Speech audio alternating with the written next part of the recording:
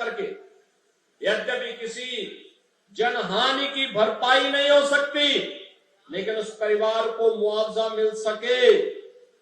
मुआवजा देने के लिए ऐसे लोगों को हम लोगों ने पहले व्यवस्था कर दी है और वह 5 लाख रुपए का हम तत्काल उन लोगों को आपदा राहत कोष से धनराशि भी उपलब्ध करवाते हैं जो लोग मानव वन्य जीव संघर्ष के शिकार होते हैं। अनंत संभावनाओं को समेटे हुआ यह बहराइच जनपद घाघरा और सरयू नदी के तट पर स्थित है। खेती उपजाऊ है, अत्यंत उर्वरा भूमि है, पर्याप्त वन संपदा है।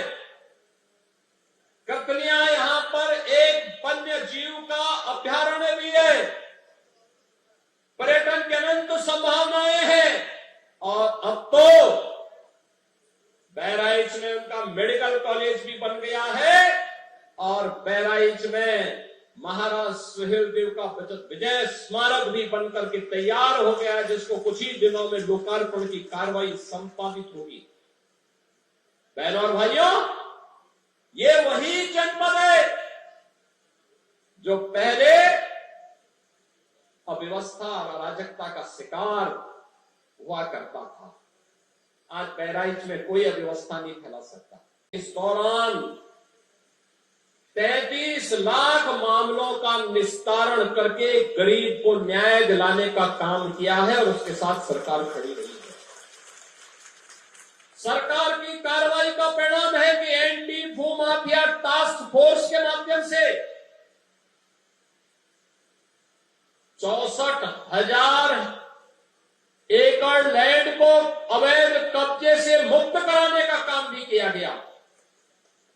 आज उसमें प्रदेश में निवेश आ रहा है, लेकिन अभी भी एक चैलेंज है हम लोगों के सामने और चैलेंज वही सरकार ने इसके लिए डबल इंजन की सरकार ने फिर इसमें और व्यवस्था की है कि गांव में ग्राम सचिवालय होगा।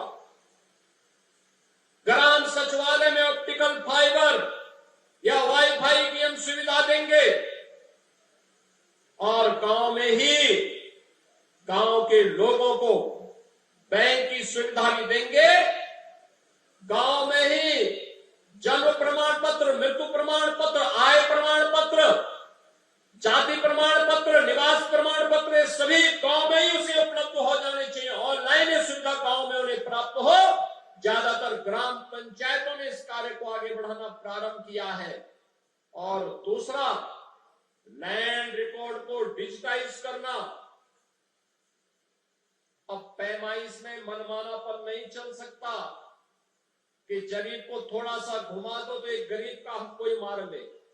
ये तो सारे के सारे हम सैटेलाइट के माध्यम से ऐसी व्यवस्था करेंगे कि 1 इंच लैंड भी किसी गरीब की मारी नहीं जाएगी और इस व्यवस्था को लागू करने के लिए सरकार आगे बढ़ेगी।